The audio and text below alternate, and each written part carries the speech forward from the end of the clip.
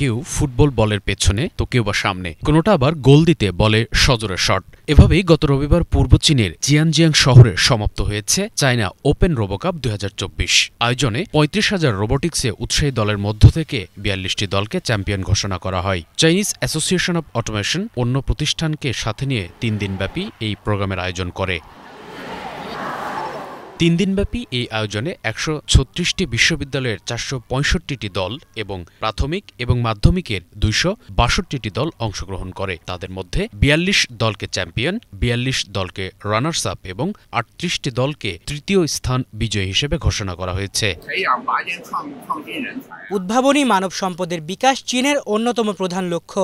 এই ধরনের রোবোটিক প্রতিযোগিতা শিল্প, একাডেমিয়া এবং গবেষকের মাঝে সেতু বন্ধনে কাজ করে। ১৯৯৯ সালে শুরুর পর প্রতিযোগিতাটি সফলভাবে বেইজিং এবং সাংহাইয়ের মতো শহরে একাধারে ২৬ বার অনুষ্ঠিত হয়েছে। উন্নত বৈজ্ঞানিক এবং প্রযুক্তিগত রূপান্তরে আয়োজনটি গুরুত্বপূর্ণ ভূমিকা রাখছে। শুভ ইসলাম, বাংলাভিশন নিউজ ডেস্ক।